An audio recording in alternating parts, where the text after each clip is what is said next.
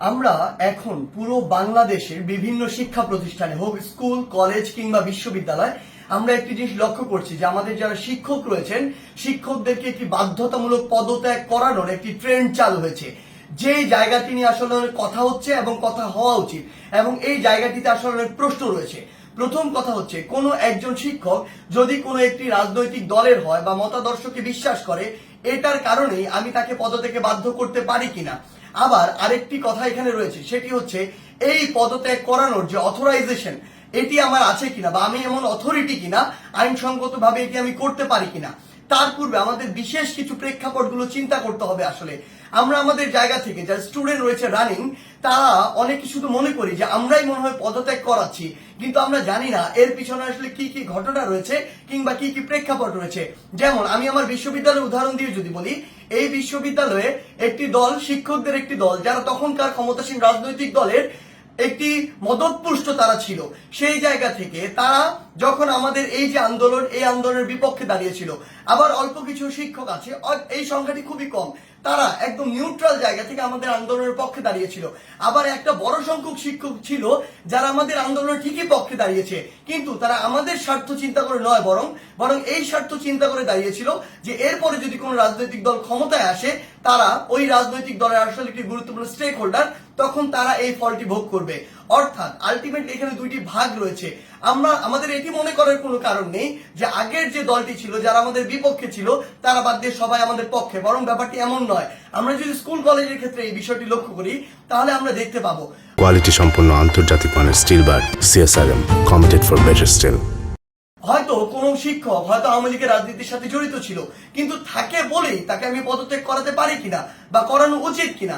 যে কেউ যে কোনো রাজনৈতিক আদর্শে বিশ্বাসী হতে পারে, কিন্তু আমার প্রশ্নটি হচ্ছে ওই রাজনৈতিক আদর্শে বিশ্বাসী হয়ে তিনি কি ক্ষমতার অপব্যবহার করে শিক্ষার্থীদেরকে চরমভাবে বাধা দিয়েছেন কিনা, শিক্ষার্থীদেরকে হেনস্থা করেছেন কিনা, কিংবা শিক্ষার্থীদেরকে কোনো একটি বিপদে ফেলেছেন কিনা, এই বিষয়গুলো আমাদেরকে লক্ষ্য রাখতে হবে।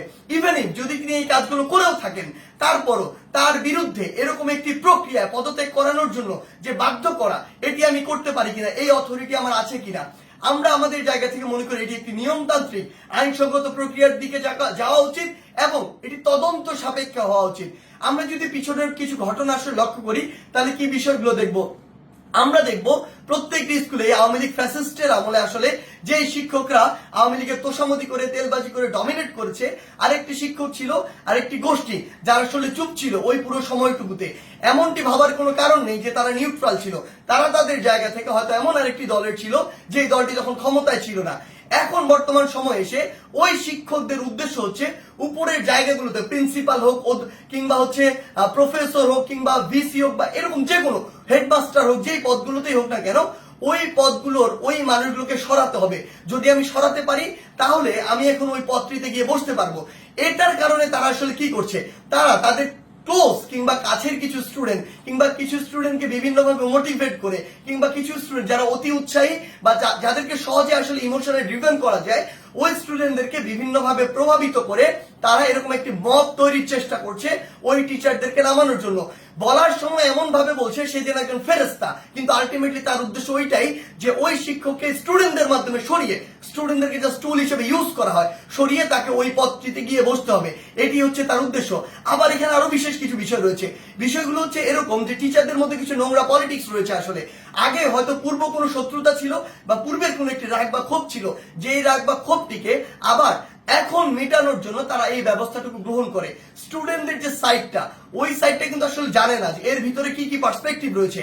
এই টিচারগুলো দেখা যায় কিছু স্টুডেন্টকে ব্যবহার করে, আশেপাশের কিছু ছেলে যেই ছেলেগুলো আসলে এরকম কোনো কিছু চিন্তা না করে কিছু টাকা দিয়ে ওই ছেলেগুলোকে প্রভাবিত করা যায় কিংবা অন্য কোনো সুবিধা দিয়ে প্রভাবিত করা যায় কিংবা পরবর্তীতে কোনো একটি পদ পদবীর সুবিধা দিয়ে আসলে ওই ছেলেগুলোকে প্রভাবিত করা যায়।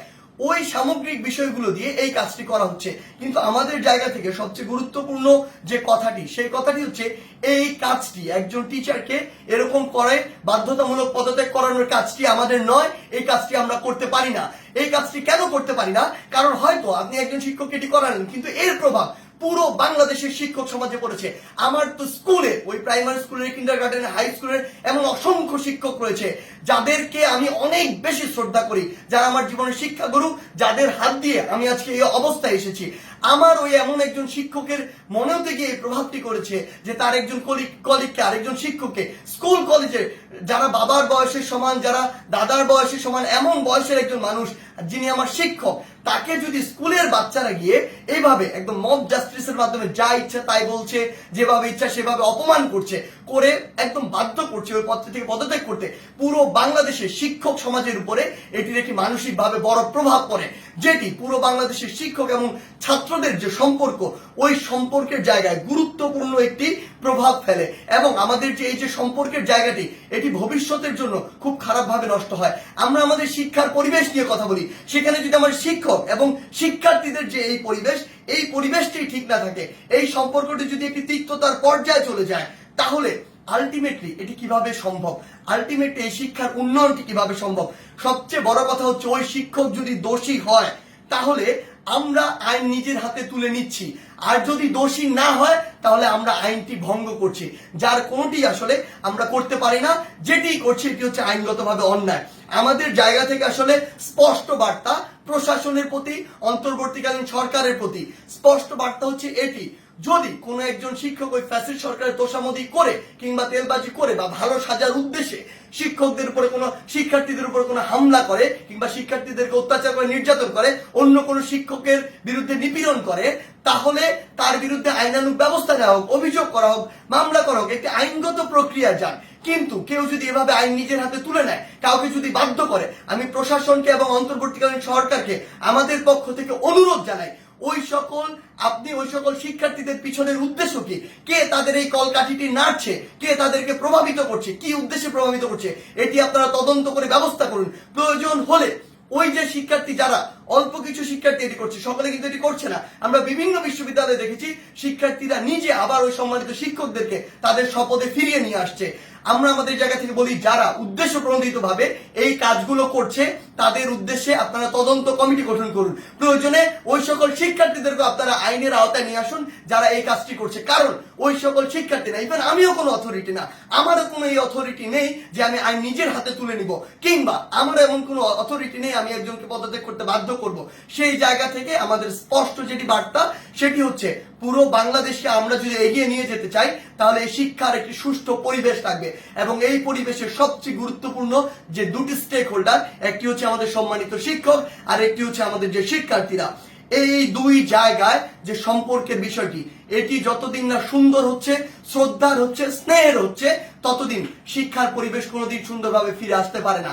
তাই আমরা আমাদের জায়গা থেকে আমাদের এই শিক্ষকদের এভাবে বাধ্য করে কোন একটি নিয়মতান্ত্রিক প্রক্রিয়া না গিয়ে বাধ্য করে পদত্যাগ করানোর যে প্রক্রিয়াটি, এই প্রক্রিয়াটিকে আমরা কখনো সমর্থন জানাই না, বরং আমাদের সম্মানিত অনেক শিক্ষককে বিভিন্নভাবে প্ররোচিত হয়ে অপমানিত বা অপদস্থ করার যে ট্রেন্ড বা একটি প্রক্রিয়া আমরা দেখতে পাচ্ছি, এটিকে আমরা অবশ্যই ঘৃণা ভরে প্রত্যাখ্যান করি। ধন্যবাদ।